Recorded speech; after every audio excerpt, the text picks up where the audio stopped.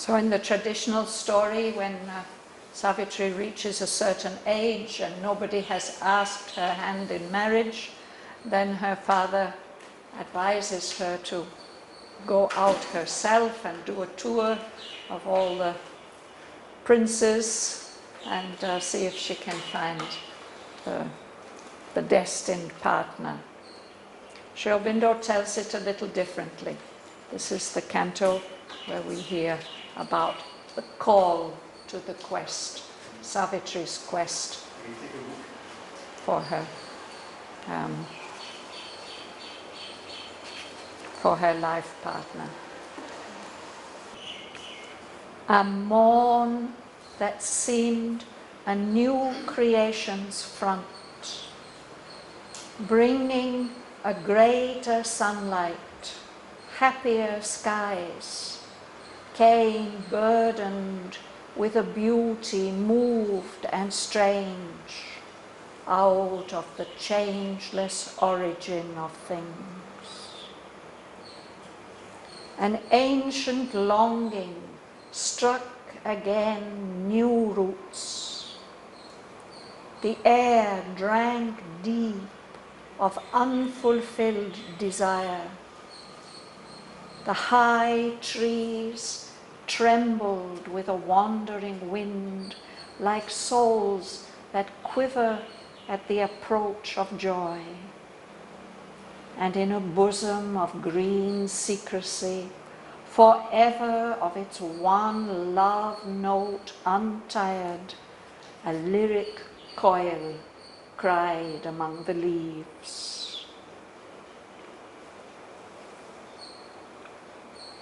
Away from the terrestrial murmur turned, where transient calls and answers mix their flood, King Asvapati listened through the ray to other sounds than meet the sense-formed ear. On a subtle interspace which rings our life, unlocked were the inner spirit's trance-closed doors. The inaudible strain in nature could be caught. Across this cyclic tramp of eager lives, across the deep urgency of present cares, Earth's wordless hymn to the ineffable arose from the silent heart of the cosmic void. He heard the voice repressed of unborn powers murmuring behind the luminous bars of time. Again, the mighty yearning raised its flame that asks a perfect life on earth for men, and prays for certainty in the uncertain mind, and shadowless bliss for suffering human hearts, and truth embodied in an ignorant world, and Godhead divinizing mortal forms. A word that leaped from some far sky of thought, admitted by the cowled receiving scribe, traversed the echoing passages of his brain and left its stamp on the recording cells. So I'll stop there. We'll have a look first at this introductory passage. The one that seemed a new creation for front, bringing a greater sunlight, their skies came burdened with a beauty moved and strange out of the changeless origin of things. So a morning that seemed the beginning of a new creation, the front, the beginning or the face of a new creation, bringing a greater sunlight. There was something special, larger and brighter about the sunlight that day, and the skies seemed to be happier, a brighter blue, greater radiance. So that morning brought the greater sunlight and happier skies, and it came burdened, it's carrying something. A burden is a load, no? Carrying a beauty, moved and strange, not an earthly beauty, a beauty that has come out of the changeless origin of things, like from the very beginning, before the creation of the world, something fresh and new and moved. It means it's full of emotion. There's some intensity, some passion in it.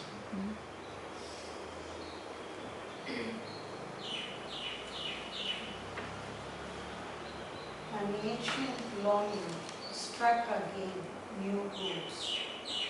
The air drank deep of unfulfilled desire. The high trees trembled with a wandering wind, like souls that quivered at the approach of joy. And in a bosom of green secrecy, forever of its one love note, untired, the lyric coil cried among the leaves. So it's one of those special mornings that we feel sometimes in the springtime when with all that newness and brightness, all the old aspirations come up again. This ancient longing. And he says, struck again new roots. That's what plants do in the springtime. You know, they've been conserving their strength, but then the brighter sunlight comes and the happier skies, and they strike out new roots. They're going to grow beautiful and strong. And the air seems to be drinking deep of unfulfilled desire, some kind of promise of longing. The high trees trembled. The leaves just move a little bit, no? With a wandering wind. And he says it's like the quivering of souls feeling that a new joy is approaching them. And in a bosom of green secrecy, among the leaves, as if it's in a heart there, a lyric coil cried among the leaves. Coil is a bird, and it's the bird in India that represents love.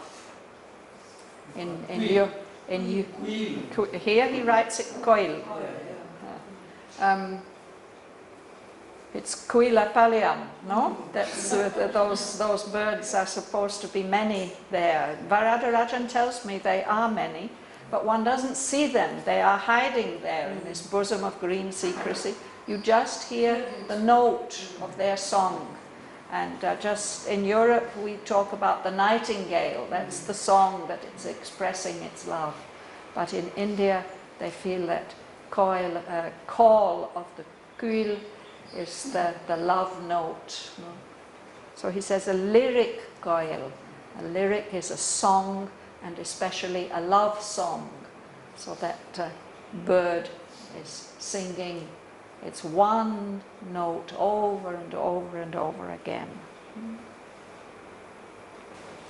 So those are the signs that are there in nature. The brighter sunlight, the happier skies, the trembling leaves, the wonderful air as if it's full of something, and the sound of the birds. But Aswapati is not paying attention to that. He's turned inwards. Away from the terrestrial murmur turned, where tranquil calls and answers mixed their blood, King Ashwapati listened to the rain, to other sounds than meet the sense-formed ear. So all that terrestrial murmur, all the sounds of the earth, he's turned away from that. All the noises of earth, where transient calls and answers mix their flood. The bird is calling, its mate is answering. There are so many calls and so many different kinds of answers, and all these get mixed, and it makes that noise, that rumour of life. But King Aswapati is not listening to that. He is turned inwards. He's listening through the ray, maybe the ray of inner illumination. And he's listening for other sounds, not the sounds that meet our sense-formed ear. The sounds that one hears when one's concentrated deep within. Ganga Lakshmi? On the subtle interspace which rings our life, and locked where the inner spirit's trance closed doors. The inaudible stream in nature called be caught across this cyclic trunk of finger Lives. Across the deep urgency of the present chaos. Earth's wander, wordless hymn to the ineffable, arose from the silent heart of the cosmic voice. He heard the voice repress of unborn power, murmuring behind the luminous veil of time. Thank you. So Sri Aurobindo tells us that there's a subtle interspace surrounding our lives, not a material space, but a subtle space between everything. And for Aswapati, that space is unlocked. The inner spirit's doors are unlocked. Normally, they're held within in a state of trance, of sleep, deep inner concentration. But now they are opened, and he can hear the inaudible strain in nature. What cannot be heard, something that can be heard is audible, you can hear it. Inaudible. There's as if there's a kind of inaudible music, a strain, it's a line of melody. As if in nature, if we can listen closely enough, if our ears get unlocked to that subtle interspace, we can hear that inaudible strain in nature. Aswapati can hear it. And he hears that across this sound that's made by this cyclic tramp of eager lives. Tramping is when you walk heavily, the sound of soldiers marching. It's a tramp. Tramp, tramp. And this tramp that he's speaking about, this sound, is cyclic. It's going round and round and round and round. All these lives being born and dying and being born again. It's a kind of monotonous sound. But in all those lives there's some eagerness, some enthusiasm that makes them go on tramping. Beyond that he can hear something. and he can hear beyond the deep urgency of present cares. In our life we always have some cares, some anxieties, some worries, and then they won't leave us alone. They keep coming back and occupying us. But he's listening beyond all that. He hears earth's wordless hymn to the ineffable, as if out of the heart of the earth there's a beautiful sacred song going up to the Supreme, to the one who is beyond all expression, about whom nothing can be said. No? Earth is aspiring with a song, but that song has no words, and that song is rising up from the silent heart of the cosmic void, the universal emptiness. Perhaps the earth is the heart of the universal emptiness from the psychic point of view. No? The earth represents the soul of the material universe. So this aspiration is going up. He hears that, and he hears also the voice of unborn powers, new possibilities that have not yet been manifested.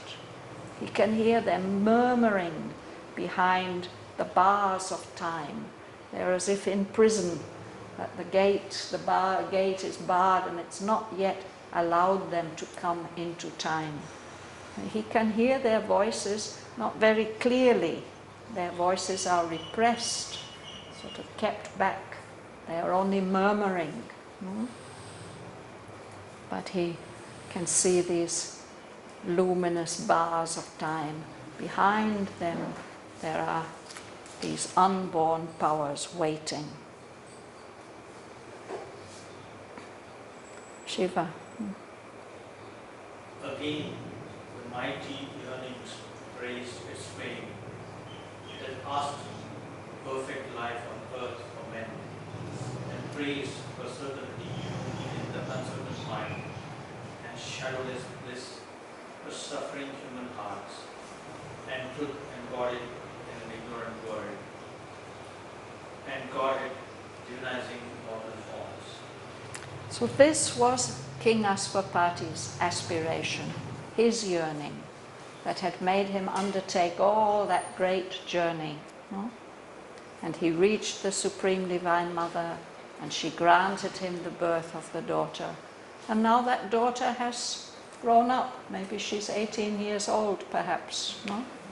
And now he remembers that aspiration and that yearning all over again. The mighty yearning, and it rises up like a flame of aspiration. No? He's asking for a perfect life on earth for men. The aspiration for the divine life here in the material world. And that flame of aspiration, it prays for certainty in the uncertain mind. That's one of the things that we miss most, that we can never be sure of anything. No? And asks for shadowless bliss, even for these suffering human hearts. That's what he wanted to bring here. And truth embodied, living in living forms, the truth embodied here in what is still an ignorant world. And Godhead, the presence of the individualized divinity that would make our mortal forms also divine. It's a wonderful expression of Ashwapati's aspiration.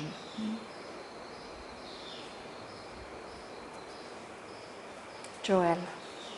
A word that leaped from some far sky of thought, admitted by the cold receiving scribe, traversed the echoing passages of his brain, and left its stamp on the recording cells.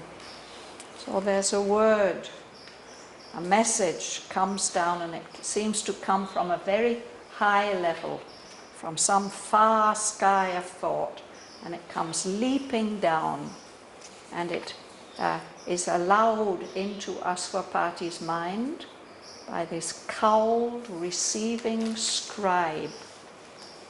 In our mind, it's as if we have somebody sitting there at a desk and receiving all the messages coming in. We can't see who that scribe is. He has a hood over his face, but he notes down all the messages that come in. So that message comes down, it's allowed to enter, and it passed through the echoing passages of his brain. The thought comes in, and as it comes in, it leaves its stamp, leaves its mark on those recording brain cells. So it gets somehow then translated into words. Marvelous words. It's a long speech. We won't finish it today. It goes over onto page 372. But very, very important message for all of us. Gumsung, you would read, please? A force compelled, fated, driven earth's-born race. O pity adventures in an infinite world, and prisoners of a dwarf humanity. How long will you take the circling tracks of mine around your little self and petty things? So he's speaking to us. No? Oh, you earth-born race, you're driven by force, even the divine force, compelled to act in a certain way, and fate drives you. And he says, you are petty adventurers in an infinite world.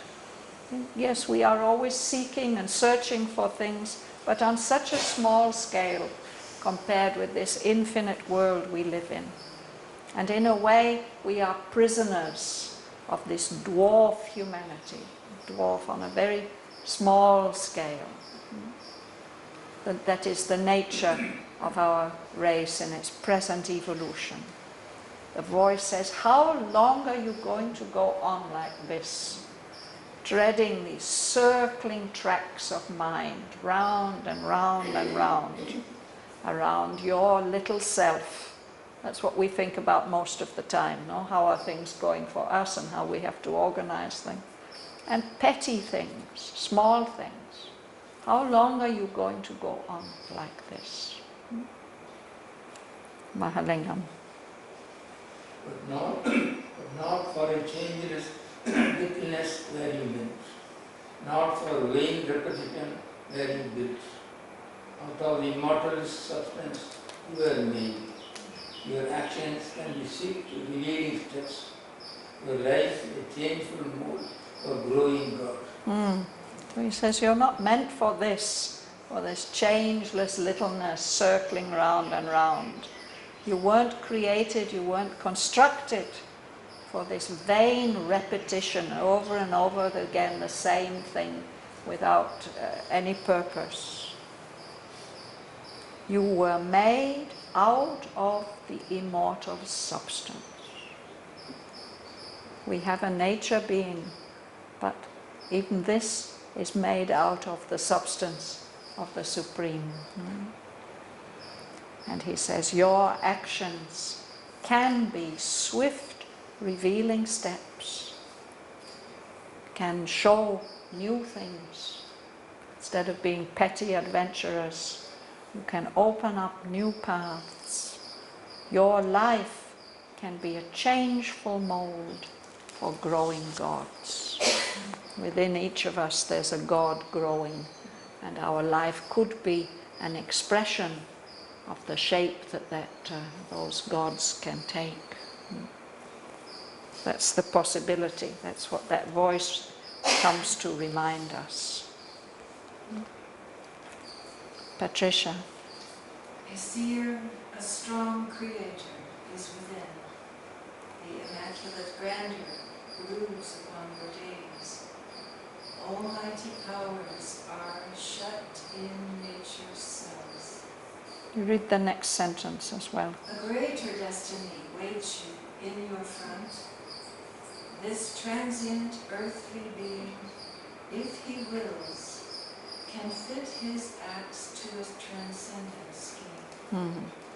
So within all of us, there's a seer, a rishi, one who can see, even a creator, one who has creative power, and the immaculate grandeur, that absolutely pure greatness which is beyond, is brooding, is hanging over us like a mother bird, wanting us to hatch out of our eggs, out of our dwarf humanity, and become something much greater.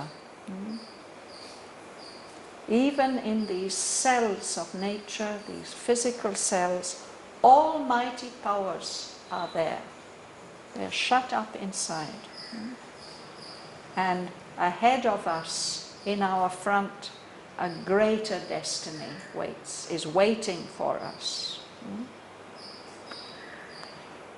This transient earthly being, this ordinary human being who won't live long, if he wills, if he really wants to, he can fit his acts to a transcendent scheme. This is the great opportunity that's offered to us, that we can make our actions be in harmony with that great transcendent scheme, the divine plan.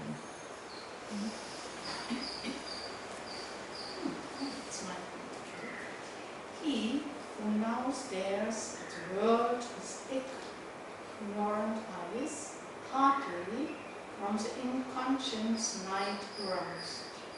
That look at images and not at truth can fill those orbs with an immortal sight. Yes. The one, he, the one, that is us, all of us, who now stare at the world. We look around us with ignorant eyes, and we don't really see it the way it is, because our eyes have hardly woken up from that night of inconscience. We're still at an early stage of evolution. So these eyes of ours, our physical eyes, they look at images, mental images of the world around, not at truth. And yet, these orbs, these eyes of ours, can be filled with the sight of our immortal being that is within us. Tatiana. Yet shall the Godhead grow within your hearts. You shall awake into the Spirit's air and feel the breaking walls of mortal mind, and hear the message which left life's path dumb, and look through nature with sun-gazing lids, and blow your conch shells at the Eternal's gate. So he says, yet shall, it will happen in the future, it's going to happen. The Godhead within your hearts is going to grow, and you will wake up into the Spirit's air, and you'll feel all these limitations of mortal mind, these walls here, breaking down, crumbling down, and then you will hear the message, this message which the whole universe is giving us, but our heart, the life heart, which is occupied with all the sensations and the desires, it doesn't respond to that message. No? You will be able to look through nature, through all these surface appearances, with sun-gazing lids. Lids again is the eyelids, So it's a word for eyes. Eyes, our physical eyes can't look straight at the sun for a long time. No? But our inner eyes can look straight at the sun without being dazzled. No? And you shall blow your conch shells at the Eternal's gate. We stand outside his gate and blow, we are here, we are here. No? The wonderful sound of the conch shell. No? The priests blow in the temple, or the warriors blow on the battlefield to say, we are here, let us in. No? Suresh. Authors of Earth's high chain to you, it is given to cross the dangerous space of the soul and touch the mighty mother stop away and make the omnipotent in this house of flesh and make of life the million bodied on. Million-bodied. Million-bodied on. One. So he says, you people, you human beings, it's your job to change the earth. You are the authors, the one who have to bring about earth's high change. It's up to you. You are the ones who have been given the task. To you it is given to cross the dangerous spaces of the soul and touch the mighty mother stark awake. The mighty mother must be the supreme mother in the form of the earth. So you have to wake her up. That's your task. Wake her up fully, stark awake. You are given the destiny to meet the all-powerful, the Supreme Lord, here in this house of flesh. And it's your task to make of life, this little petty life, you have to turn this into the million-bodied one, the one supreme expressed in all these billions, actually, of bodies that live on the earth. Or that he lives in them all on the earth. This is the task of humanity.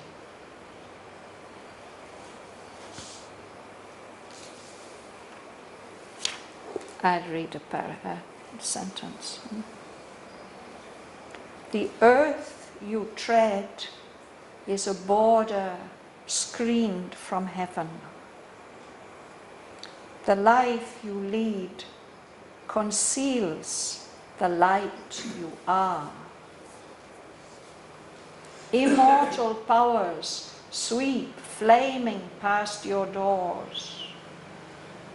Far off upon your tops the God chant sounds, while to exceed yourselves thoughts trumpets call, heard by a few, but fewer dare aspire, the nympholets of the ecstasy and the blaze.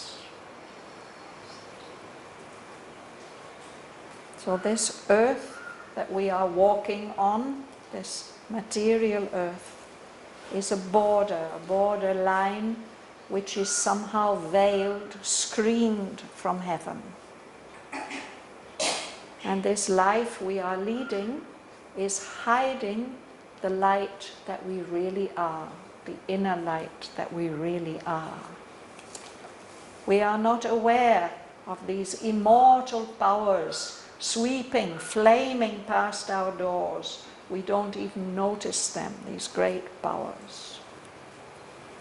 He says, far off upon your tops, on the very highest level of our being and our nature, there's something always singing the praises and the calling to the divine. The God chant sounds, as if the higher levels of our being are mountains, and at the top of those mountains there are sages singing always the praises of the Lord. And thought's trumpets are calling us to exceed ourselves. If you're in the army in the morning, the trumpets sound and you have to wake up and you have to go and do your best, no? So it's as if the higher levels of our thought are calling us. They're blowing their trumpets and saying, wake up, become more than what you are. That's the role of human beings. Many great thinkers have told us to exceed yourselves, to become more than what you are now. But those trumpets of thought, they are only heard by a few. And out of those, even fewer dare to really aspire to be more than what they are. Those few, he says, are the nympholepts of the ecstasy and the blaze. It means people who are in love with something that seems unattainable, that can't be reached. Nympholepts. I think he uses this word in 2 places in the poem. The ones who really aspire, they can't help it. Their hearts are just worshipping that ecstasy and that blaze on the higher levels. You read the next sentence, Rosa? Yes. An epic of hope and failure breaks fruits its heart, her force and will exceed her form and fate. So he says, Earth's heart is broken. She's in despair. She's lost all her courage. It's this epic story that goes on and on and on of hope and failure. She has so much strength and so much will for such great things. But here she is, she's bound, he says somewhere, by the hoops of fate, all the material determinisms. She can't achieve what is in her heart to achieve. And Donna Lakshmi. A goddess in a net of transience caught, self-bound in the postures of death, she dreams of life, self-racked with the pains of hell, aspires to joy, and builds to put her altars of despair, knows that one high step might enfranchise all, and suffering looks for greatness in her sons. So the earth is a goddess. Although she's immortal, she's trapped in this net of transience, of mortality, of death. She's accepted this fate, self-bound in the pastures of death. She's accepted this fate, but she's dreaming of life, divine life. And she's suffering. She's really suffering so much. Self-wrecked with the pains of hell. How much the earth is suffering. But she's aspiring to joy. And so she builds her altars, she creates these places of worship to hope. But in herself she knows that just one big step, one high step, might set everything and everyone free, enfranchise, set them free. And so she suffers. She thinks, why doesn't it happen? Why aren't human beings great enough to take this step? Suffering, she looks for greatness in her sons. We are her sons. She needs us to be great to bring about this high change, because we are the authors of Earth's high change.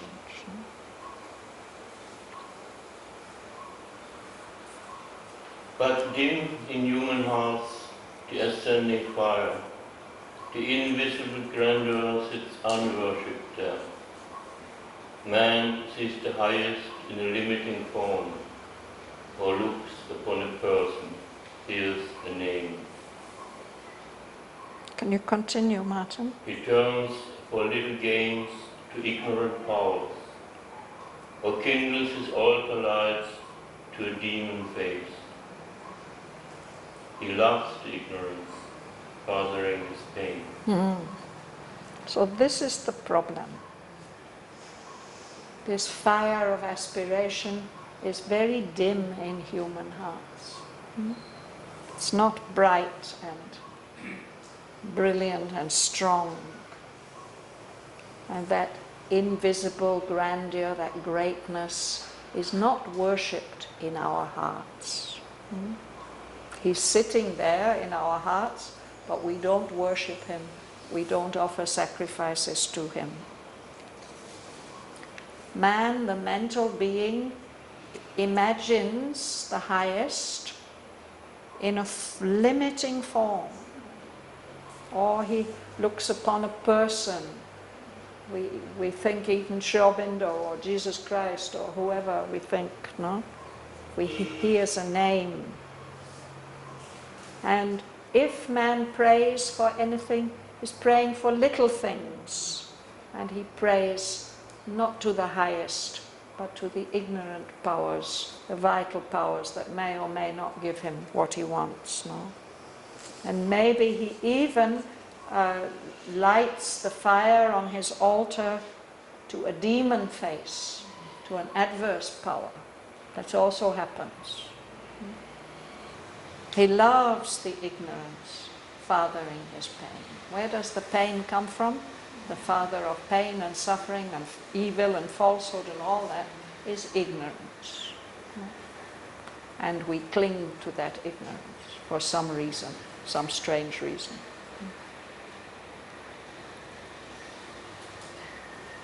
I'm going to stop there for today. Shall we read this whole passage?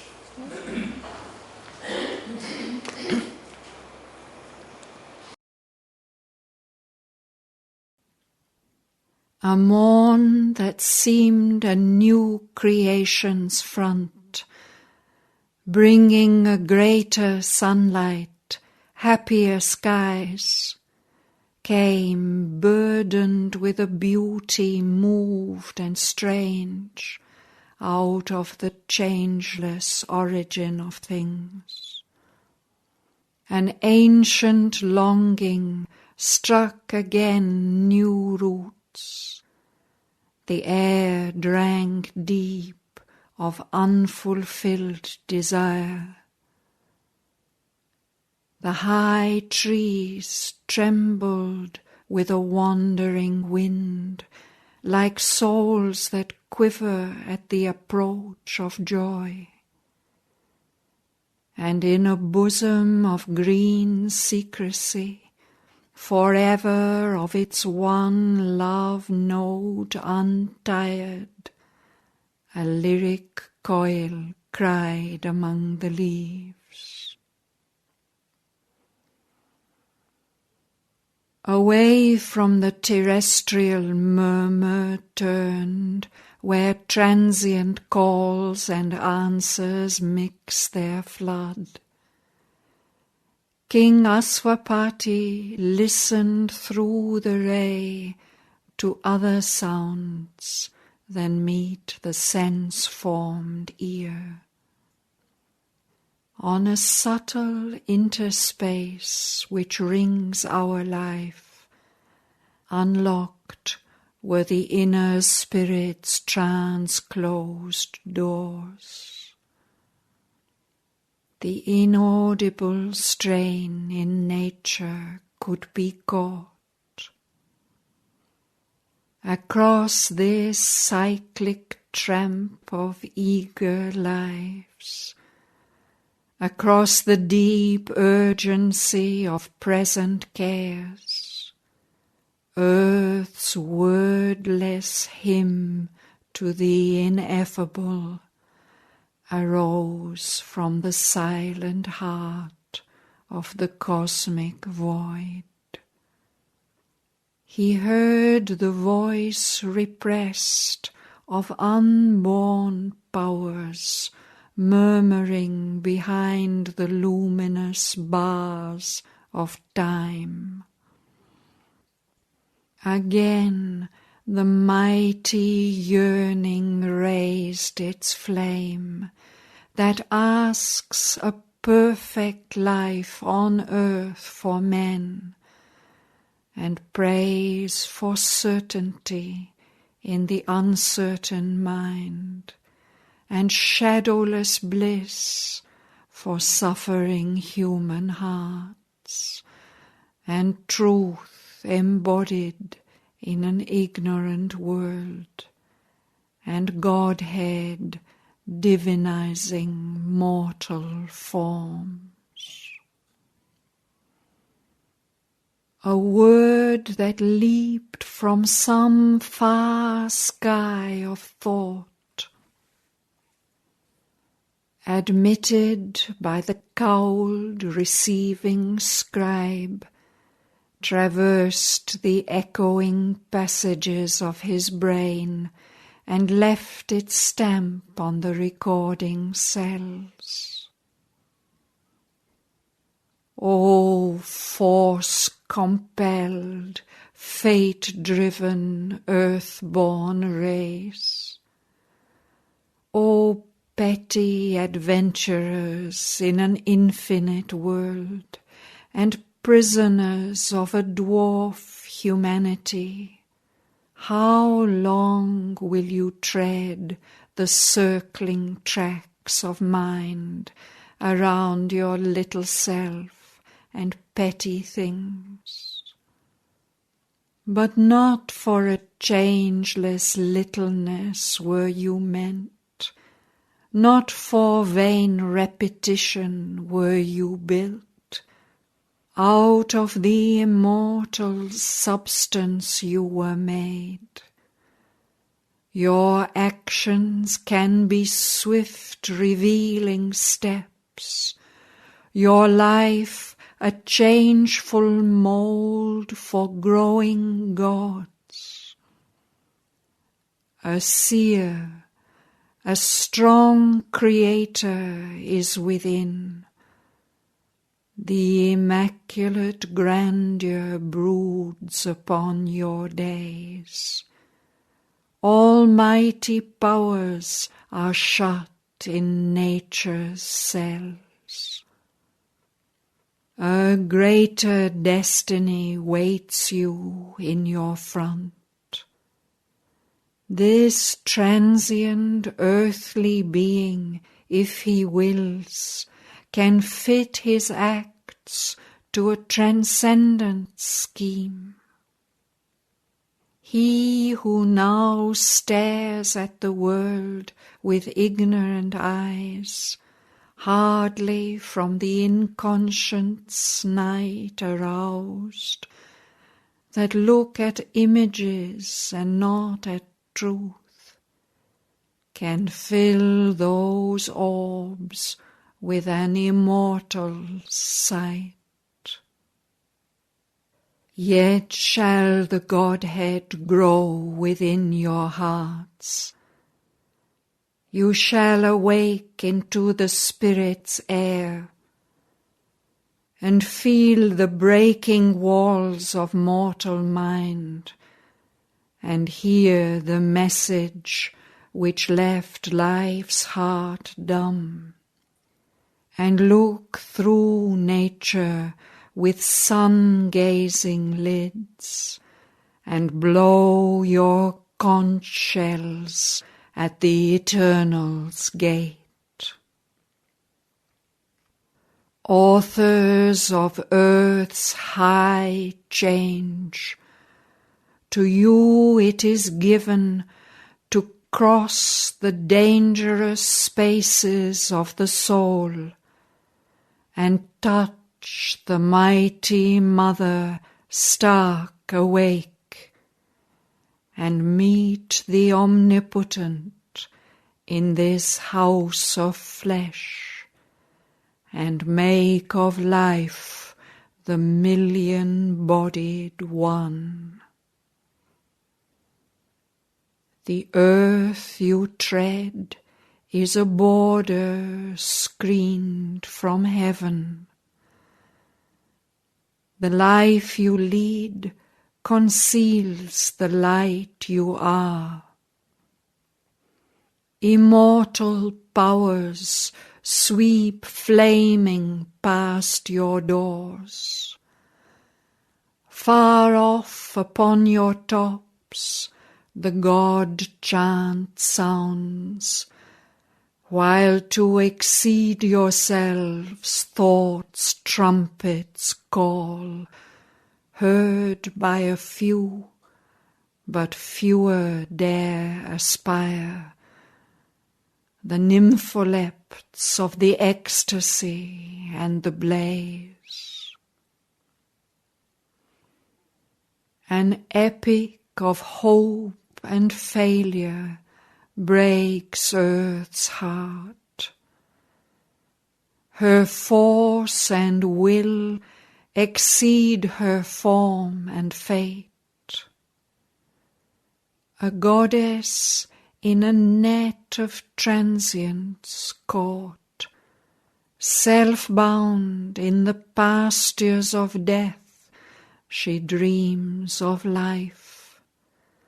Self-wrecked with the pains of hell, aspires to joy, and builds to hope her altars of despair.